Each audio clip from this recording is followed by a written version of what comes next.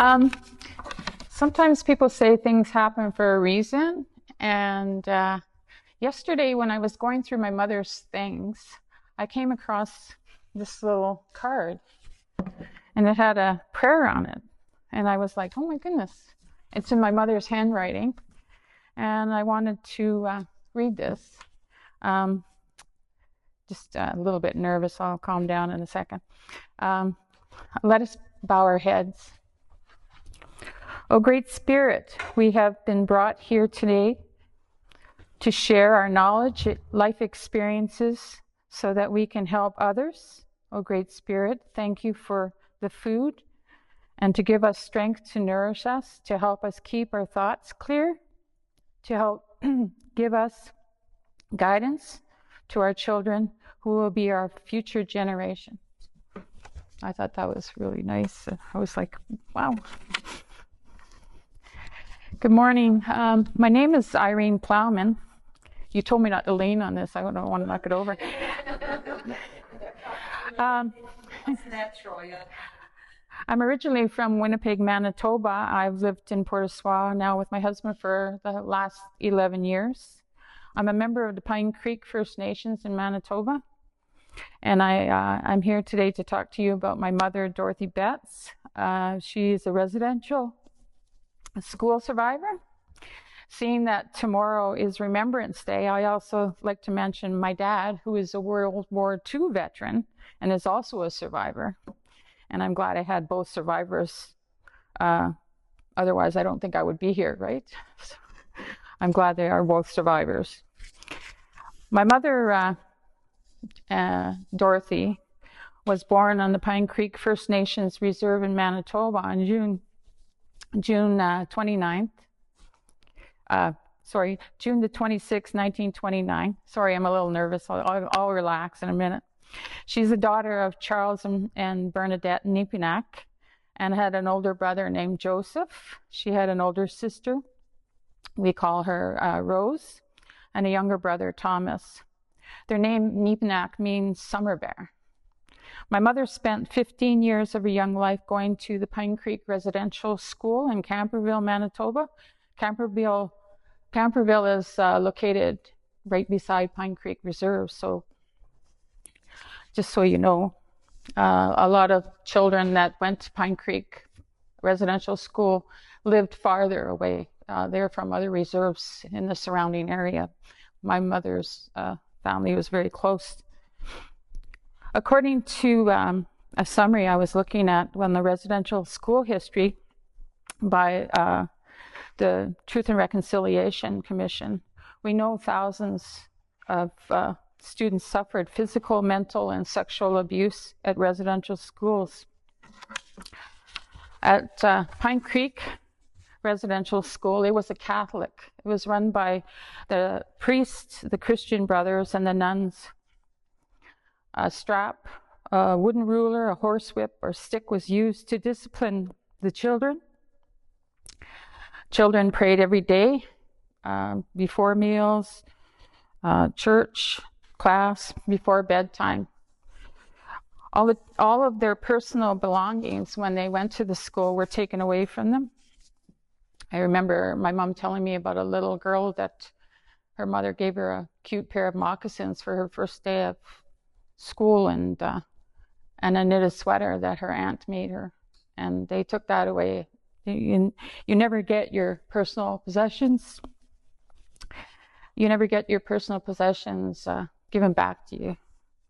All the children were given a uniform, clothing.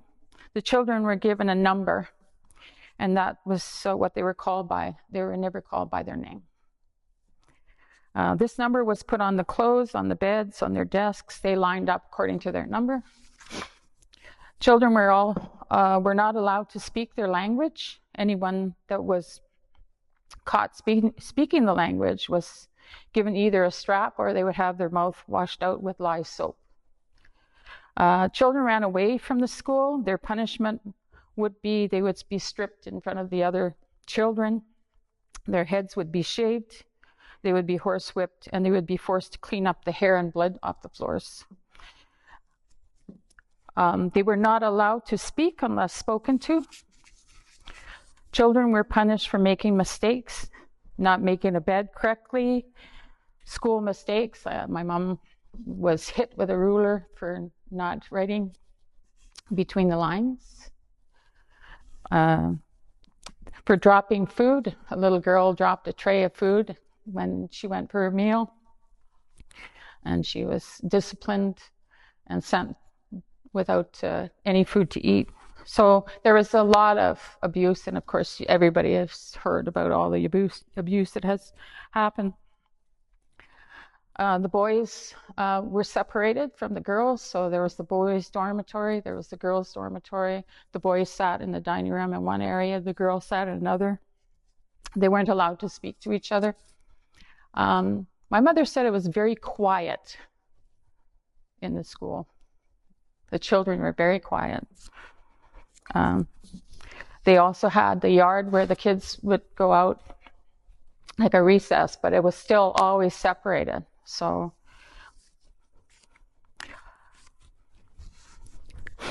my mother's story about her childhood is a very tragic one as well. In 1929, I'm going to refer to her as Dorothy, just so you understand. She was born, when she was born, her older brother had died just a few months earlier of influenza, excuse me.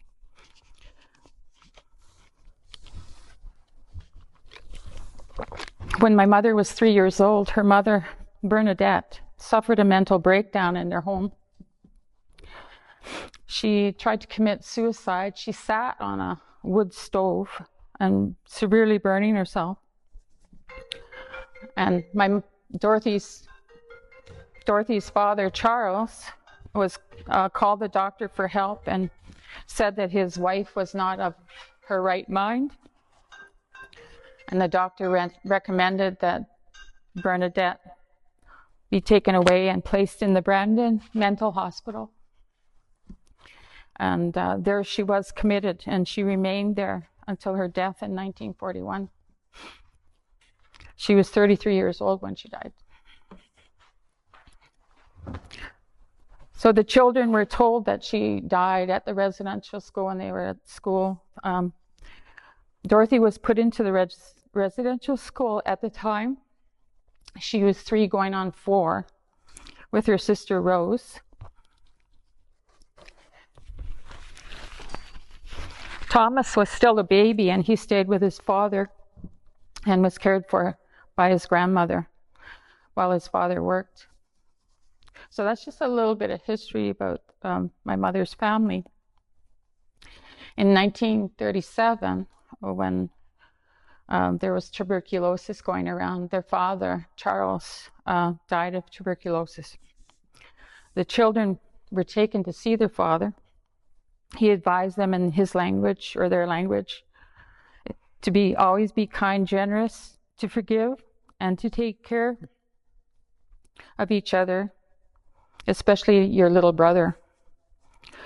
Their father was taken away to a hospital by boat and never returned.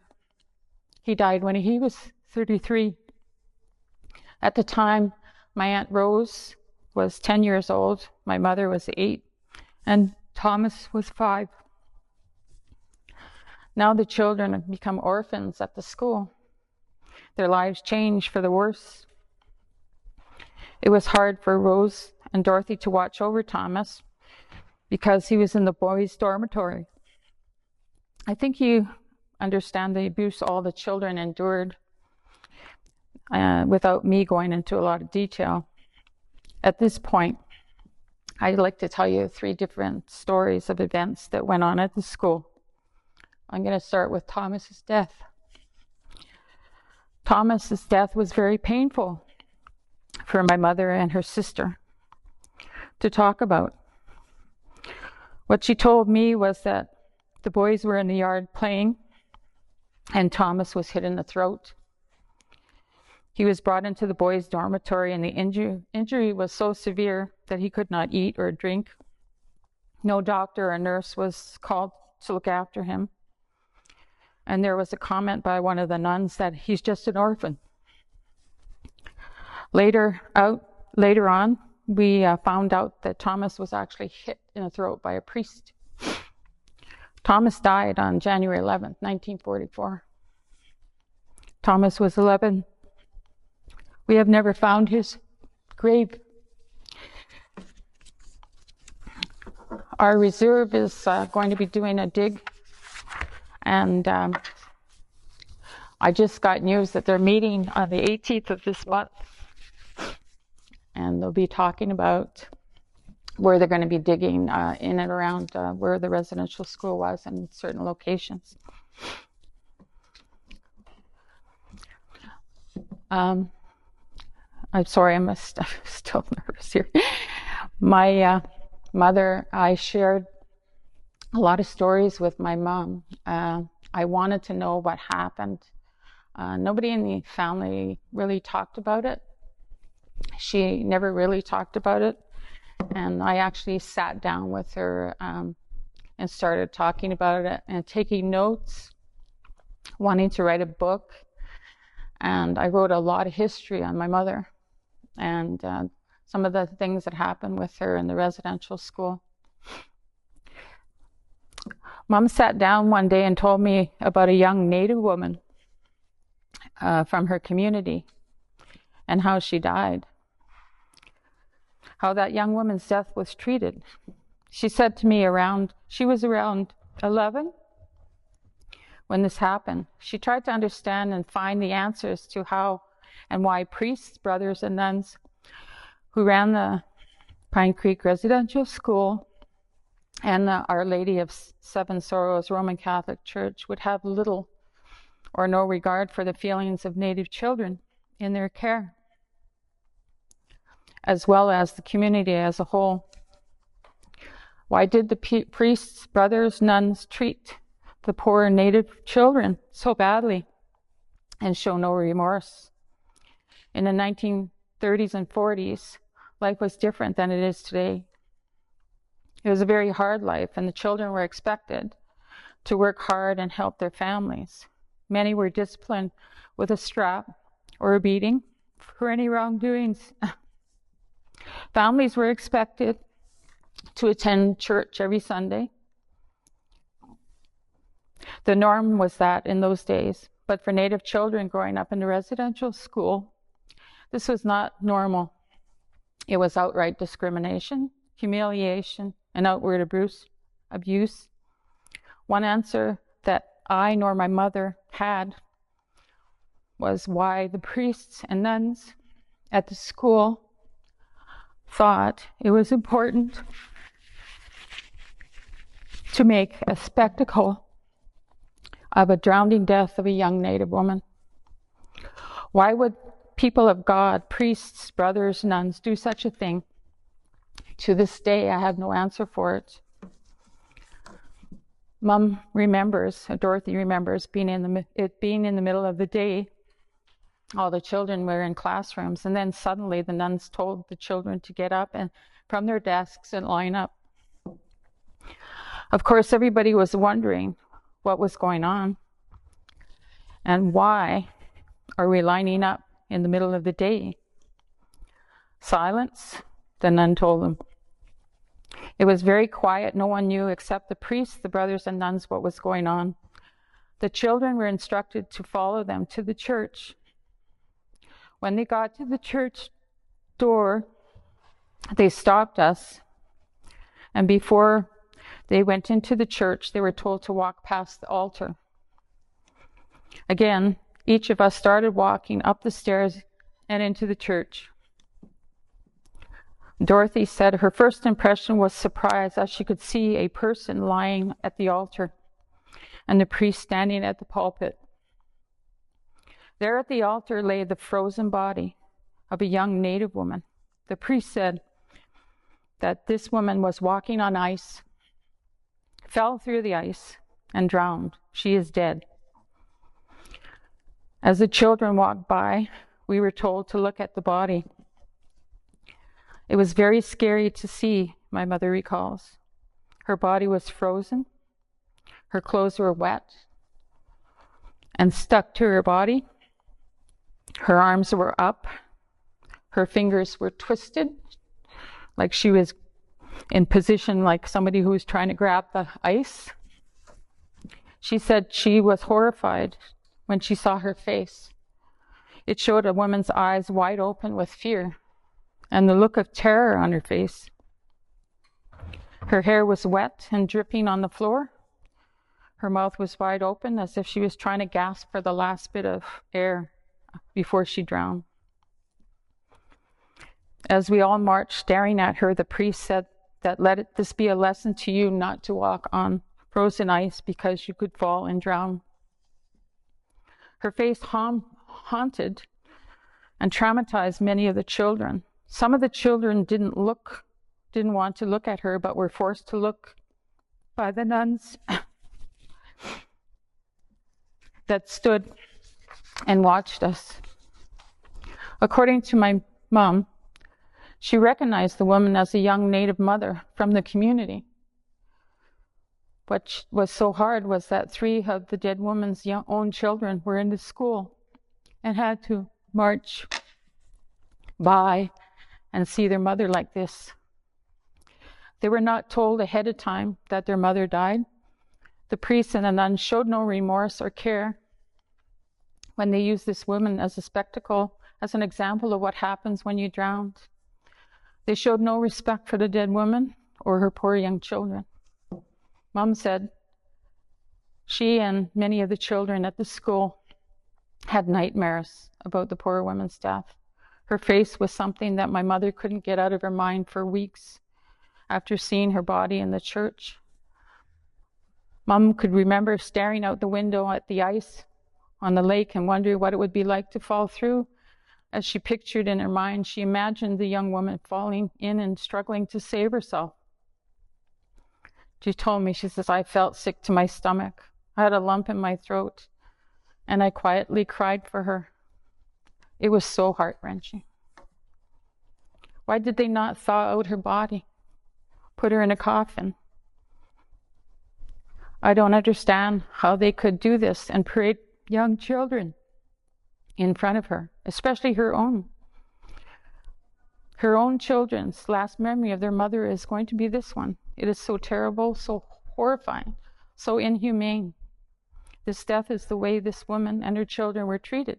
So wrong, it bothered Mom for the rest of her life. After they marched in front of this woman's body, they were told to go to the pews and kneel, and we would all pray. As they were kneeling in church, people from the community came in next and walked by the young woman. Many had outgoing expressions of emotion and tears in their eyes. The priests and nuns and everyone in the church knelt and prayed. No one in the community said anything. They just kneeled and prayed. It was surprising to find that church members had so much power to do what they wanted in the community. Surely everyone and everyone or somebody who was not happy about it, what was going on. Surely everyone or someone was not happy about what was going on, but no one said anything. It was just silence.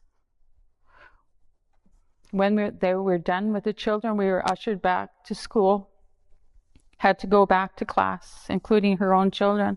No one seemed interested in class. Everybody looked numb and still in shock. That is one of the worst things that my mother shared with me, and I'm sharing it with you. I know it's heartbreaking. I wanted to share with you something that is actually quite the opposite about my mother and her sister. Also, I just wanted to let you know that I made up some posters on the side here.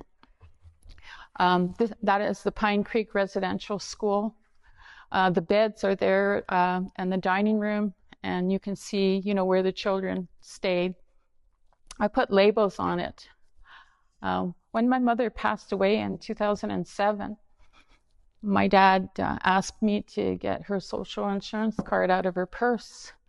And so when I went in her purse, there was this little leather bag, and it had a rosary that's made out of seeds that she had gotten from the residential school.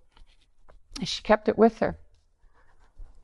And I didn't even know that she kept it close to her, but she kept it close to her.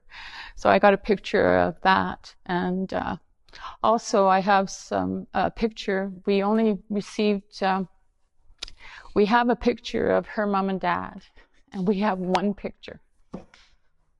And we got it in 1994, and it was from a relative, cousin. And my mother never ever seen a picture of her mother. Never. You know, when she was taken away, she thought she died when she was 3. So it was a big surprise to see a picture of her parents. And I have that up there as well for you. As well, only a couple of months ago, I got pictures of my mother at the residential school, which we never had any pictures of my mother at the residential school. And I've got 2 pictures where they were working. She must have been, I would say, probably about 16, before she left the school.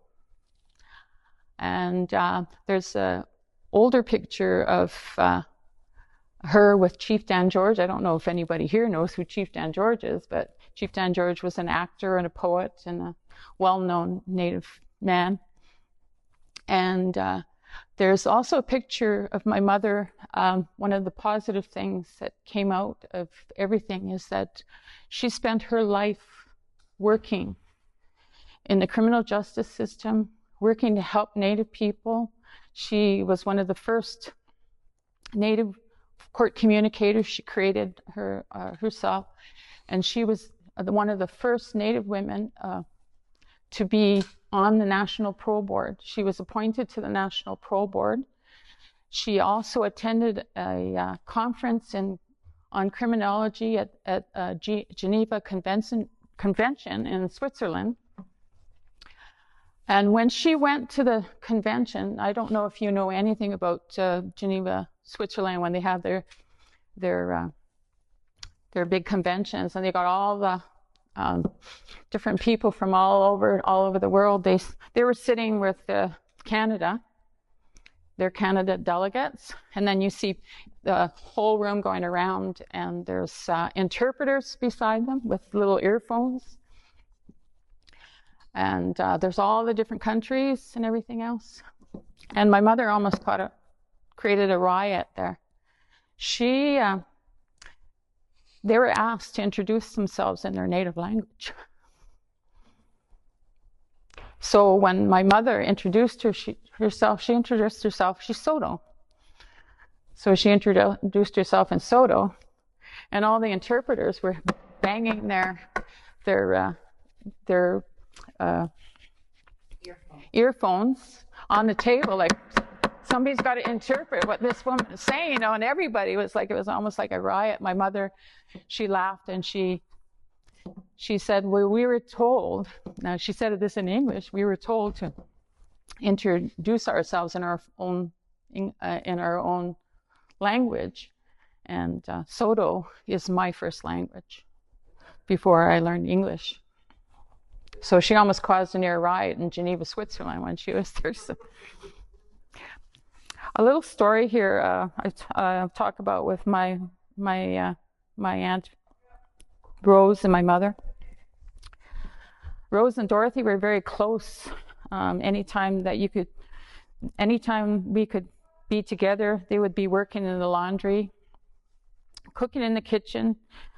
It was always a happier time. Helped the days go by quicker. Rose was a jokester and would make Dorothy laugh. But Rose would also get into more trouble with the nuns than Dorothy. The girls were teenagers and worked in the kitchen a lot, prepared meals for the nuns, priests, and all the children. They would be up at 6 a.m. Or much earlier than anybody else to get to work in the kitchen preparing breakfast. Dorothy told me her and Rose were in the kitchen. She said that this day was no different than most. Rose was making bread while I was getting porridge ready for the morning breakfast.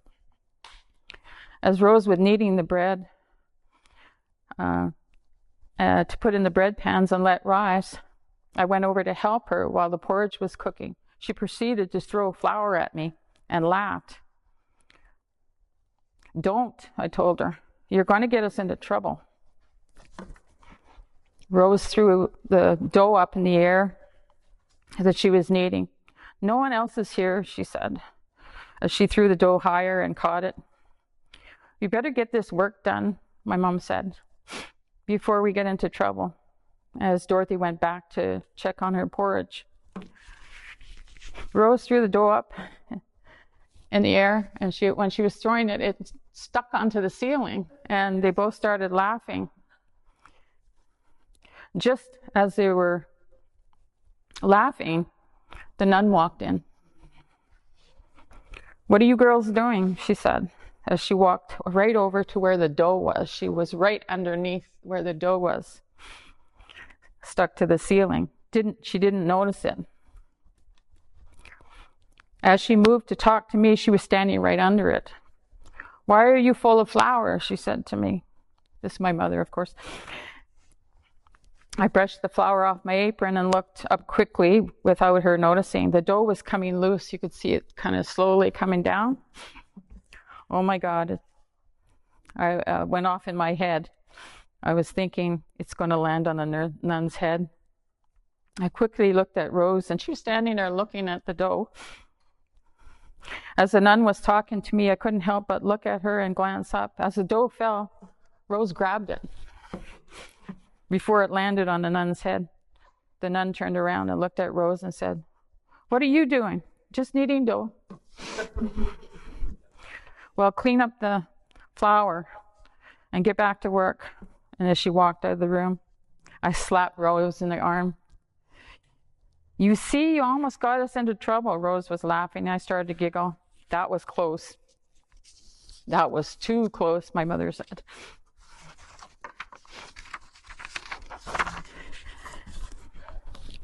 In closing, I would like to take this opportunity to thank Mildred Labors for inviting me to speak, and the Legacy of Hope Foundation for the work that they are doing to bring residential school stories like my mother's to the public. This is one small story that I wanted to share with you. Thank you, miigwech.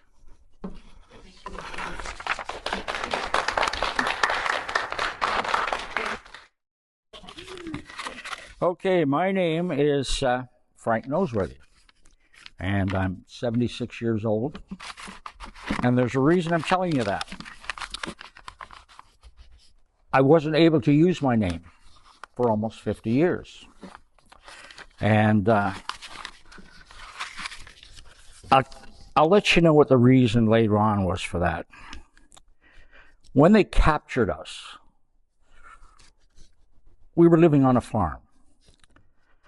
It was a nice place to live. My mother made everything. Preserves, you call it pot meat here. We called it something else, jelly, pig's head, whatever else. And jams and jellies and so on. She also made homemade bread. There was a barn on the property, of course. And there was these huge timber beams. And on two of those beams, one was a grinder, where you chopped the grain, and the other was a roller. We rolled the oats. And from that, you got bread and breakfast. Rolled oats for breakfast, and so on. And so it was a very nice place to live. I was never hungry. I got hugged regularly. She liked me. And there was my two brothers, Tom and Vince, and my sister, Odessa. But one day, people came to the farm. They grabbed us. Of course, there was the normal, the hollering, the screaming, whatever else. And they took us off to another place called the Oshawa Catholic Children's Aid Society. It was a building, seems to me it was like this, sort of. And there was tables like that. And on those tables were piles of clothes. And we were taken into that room, and, well, needless to say, my sister wasn't. but we were unclothed and redressed. Then we were sent to a bigger room, which in my world at that time would be as big as that gymnasium. And in there was a row of jail cells along one wall and beds around the rest. And I don't know how long we stayed there. As a kid, time is different than when you're an adult. I might have been there for 2 weeks. I might have been there for 2 months. I really don't know. We were separated one by one and never seen each other again. Never seen our mother again. I was taken to another place. There was very little food in the end. It was cold. There was a basement.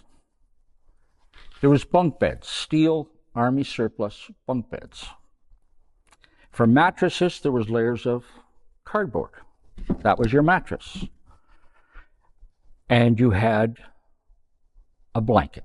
It was, again, I think Army surplus, gray, and I seem to remember a red stripe going across the top of it. I met what I now call my orphanage brothers there. There was 2 other boys there. And like me, they had just arrived and they were terrified. I was too, but I don't think as much as them. This basement, it was never comfortable. It was a basement. It was damp. It was cold. It was concrete, so of course it would be. It was partitioned. On the outer partition was a coal furnace, which became part of my job being there. My job was to shake what was called the clinkers out of the coal. Shovel what was left of the coal in the morning, the ashes, out into a shaker, and you rocked this thing back and forth, and you saved all these other little chunks that hadn't burned. It was easier to start the fire that way. Put them in the firebox, put some coal and wood, coal and paper, and lit the fire. Near that was the coal chute, which came in from another corner, but that's what we lived with. That was our bedroom, that area. That doesn't compare in any way to what I had.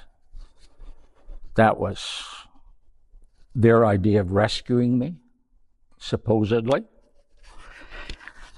I'd like to say they may have been called foster homes. They could be today referred to as foster homes. They were not foster homes. There's nothing in any way you could use the word foster or home. This could be called a roof over your head, not a warm place to live, and nothing to eat, very little to eat, very little. And you can't live on nothing, obviously. It was very little. A treat was rinsing out the ketchup bottle, glass in those days, and pouring it over bread that was dry. That was a treat. You got that if you were still hungry after supper. But you could have, if it was soup, you could have as much as you wanted because she just kept adding water. You could have as many bowls of that so you could see through it. Needless to say, it wasn't very nourishing. And by the way, something you might not like to hear is you hear the Catholic Church all the time. In my world, the Catholic Church didn't exist. It was the Pope, the priests, and the parishioners. And everybody today leaves out the parishioners. They were as responsible for this as the Catholic priest and the Catholic Church. They allowed it. And they might not accept that so readily, but when you look at it, they couldn't have done this without the help of the parishioners, financially and the support. They didn't write, or they didn't phone the police when the children died. In my home, children died too. I can tell you they weren't buried under the cherry tree, though. They died from sickness and from, who knows, I'm not a doctor. They did die, though. one of my orphanage brothers, James, who I named my son after, him and I became a team. There was another boy there, but we referred to him as Little John. He was kind of sickly. He didn't take any beatings because he couldn't. They would have killed him. But James and James did die when he was 14. Who knows what from, but he died. So the first thing they did, and you had to do this. You didn't have a choice. This comes to part of where I wasn't able to use my name for 50 years. They take your name.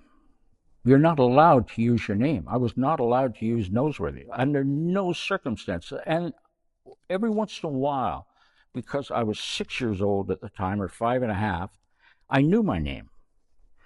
And it would slip out. There was severe punishment for that. You had to take the name of the orphanage. That's how they hid you. So from that point on, no one could find you. You had no grandfather, no grandmothers. You had no aunts, uncles, cousins. You had nothing. You were standing in a stone desert on your own. Now, my brother Tom, he was a young boy. My brother Vince, they brought him back to this home once with me. He was there for a couple of days in the beginning, then they took him away. Vince was not easy to get along with. He would not listen to them. He fought them all the way, and they brought him back once.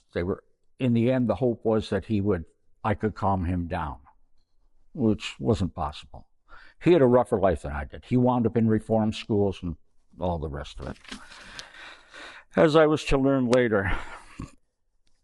But I didn't run into priests very often. They showed up. This is all the parishioners and the management of the system. This scoop didn't start one day. It didn't start at 1960 or 1950.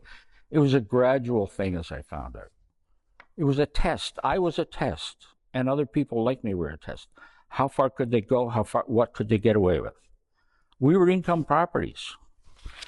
When we were old enough, we were sent to farms to work. Now, Vince, as I found out, was sent to a farm right from the beginning. And actually, that may sound harsh, but it wasn't, because the farm people took good care of you. You had food. And the farm I was sent to was in Kingston, and it was a maple syrup farm. And my job, which was around Easter as the snow was melting, was to gather the deadfall from the trees and bring it to the sugar shack. And to do that, I had a big sledge, as big as this area, a whole thing. And I had a 2,000-pound horse.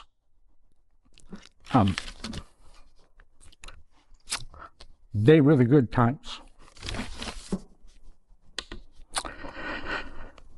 We learned how to take care of ourselves, Vince and I. Food was a hunting trip. Pop bottles had value. 2 cents, 5 cents are the bigger ones. There was 2 stores in our area. One on one side of the highway, number 2 highway, which is now West Kingston Road and so on. And on the other side of the highway was the Dewdrop Inn. So you had the Sunset Inn on one side and the Dewdrop Inn on the other. And both of them kept their pop bottles in a shed out back.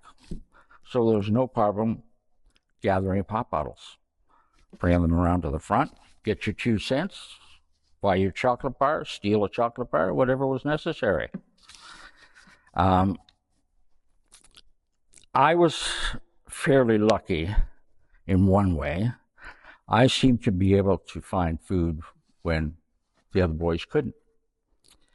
I was lucky enough that a lady who had dogs and a kennel allowed me to work there. Well, hired me to work there.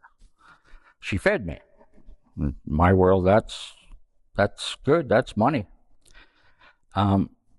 Also, I learned that dog food tastes good. Dr. Ballard's. I wouldn't eat it today, and it's the thick one, not the one with all the gravy on it. And when I open, Marjorie gets it for me every once in a while. Not dog food. She gets the dog food for the dog. And I have to tell you, when I open those cans today, I want to eat it because people think you would shy away from it, but that was food. That was pleasure. I wasn't hungry. So she substitute with that click and that can. It's pretty much the same thing. And that's not bad. We suffered a lot of beatings. The three of us faced a wall to eat. We weren't allowed to sit. We didn't sit at the table. That was just the way it was. There was a bench on the wall, and we faced the wall, the three of us. We ate what we could. We stole what we could. We stole toys, too, because we didn't have any. And I hear today shoplifters, and I was a shoplifter, a good one. I never got caught. And I stole from my brothers, too. I would have been in reform school. But it's not just food you need as a kid. You need those toys. You're going to school. You're wearing the filthiest clothes. I think the only reason the priest didn't come near us because we smelled so bad. Baths and so on. Well, I had an orphanage sister. She was the daughter of the owners. And there was nothing like when she had a bath and we could get into that bathtub after her. It smelled so good. But anyway, I got a job when I was 10, peddling for the drugstore, delivering drugs. And I worked, I guess until I was about 12 or 13, I started to earn money outside of the drugstore because I found out things. Kids like to smoke. So I didn't steal the cigarettes, I bought them. They were only like 30 cents a package. Sell them to my friends for 10 cents a piece. I started making money. I was in charge of a few other things as well. Birth control, for one.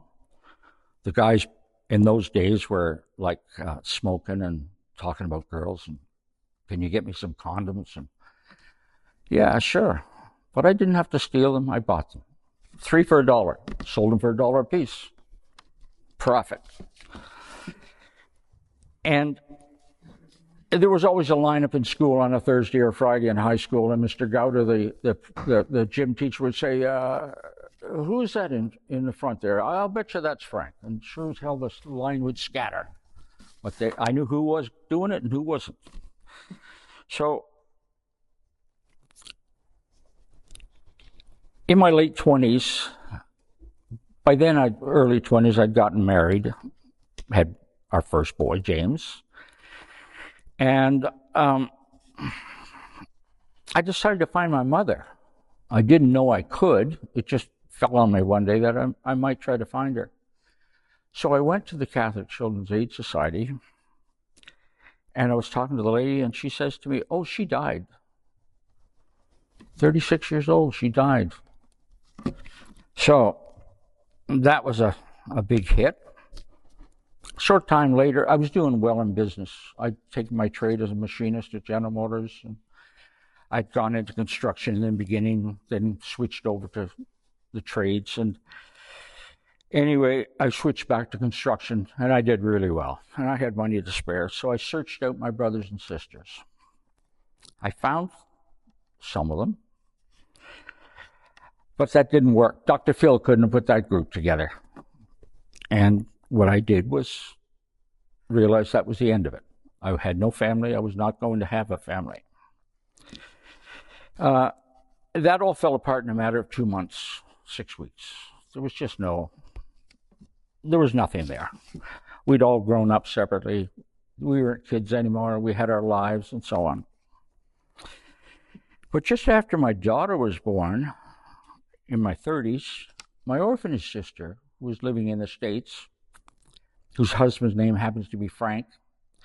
If you've seen us standing side by side, you'd think we were twins, and he's a machinist. So Irene really liked me. But she came up here to Canada. She went to all her aunts and uncles that were alive and her cousins, and she told them what happened.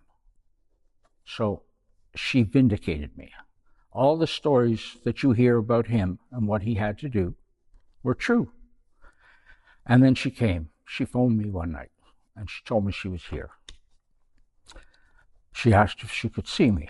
I said, sure. And she told us all what had happened. So it was good. She told everybody how I was in charge of water, pumping the water. And we were never short of water. That was Irene.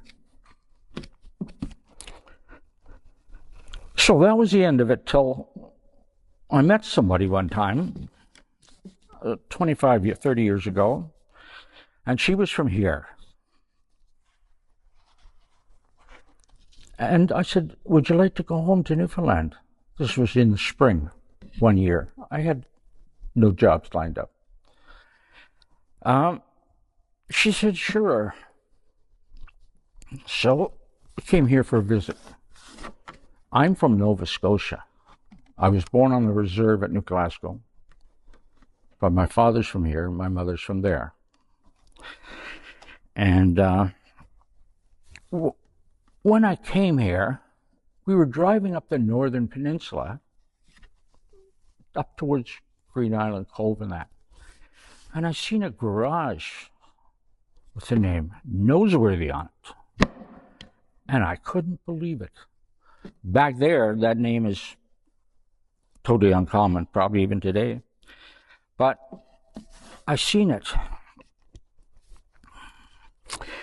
And the thoughts that went through my mind were strange, because that's when I realized my son had the wrong name. My grandson had the wrong name. My daughter had the wrong name. My youngest grandson had the wrong name.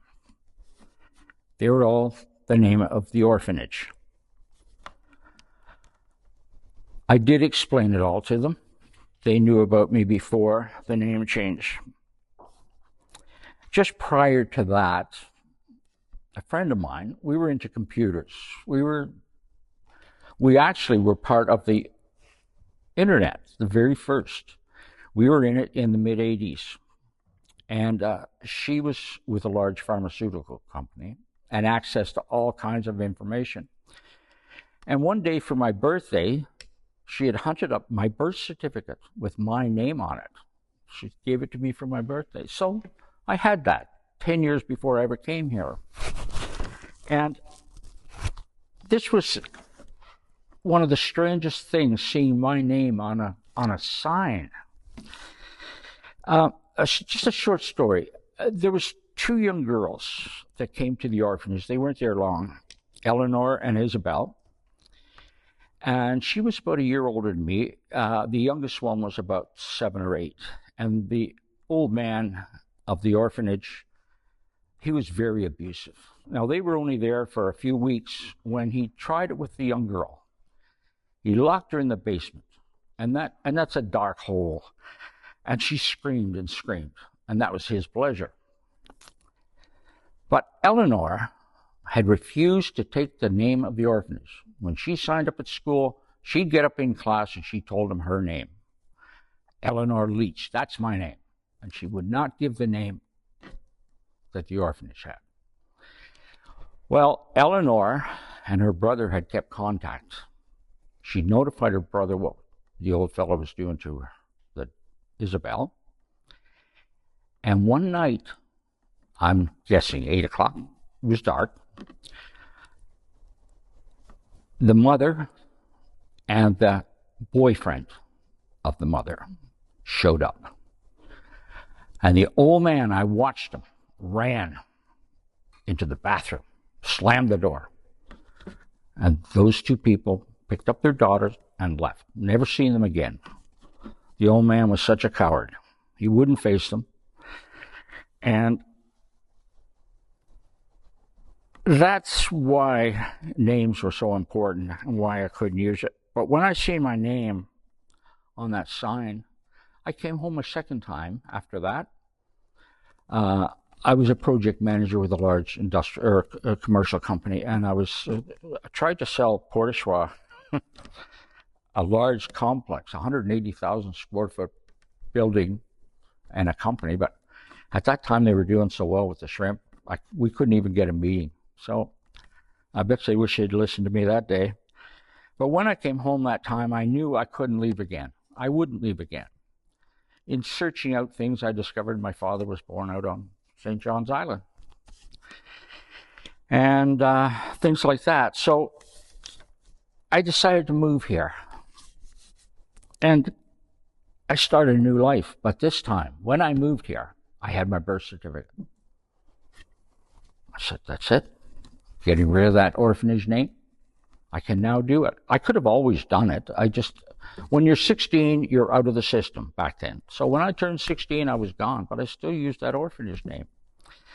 I said, I'm going to change my name. They're not even going to know I'm changing my name. So I phoned up, and one thing was an issue was your social insurance number. How do you get a social insurance number? Well, I got here 1 week before the towers went down. So I've been here 20 years, plus a couple of months. And just as luck would have it, I phoned up. I had my birth certificate and my age. I think I was 56 at the time. And I forget what organization or what government group I phoned. And they said, well, how have you paid your taxes? And I put on the dumbest Newfie accent I could find. And I said, well, they only ever paid me cash. I only ever worked on the boats. I won't even attempt the accent I used. Anyway, they fell for it. And I got a new social insurance number to go with the new name. So that's how it ended. There's a lot of stories in between and all of that. But coming home, changing my name, the name fits in perfectly. Setting up a business, I had no intention of setting up a business here. I'd actually had a contract to go back to. But changing the name and setting up a business, everybody liked my machinery that I brought. That was just my hobby. And I stayed, and then I met Marjorie, and she's convinced. She asked me to marry her, but I said no. I actually asked. So it was the best thing that ever happened to me. So that's a very brief synopsis of it all. Like I wrote at the top here, I said my life in abbreviated. But you've got to remember, these were not foster homes. These were roofs over your head. And when you talk the Catholic Church, you shouldn't be saying the Catholic Church. It's the whole organization. It's the people. It's not just the priest. The priest got away with it because the parishioners allowed it. And I know on this island, I've heard all the stories. What was allowed here was just as bad. So anyway, that's my name. I'm Frank Noseworthy. That's it.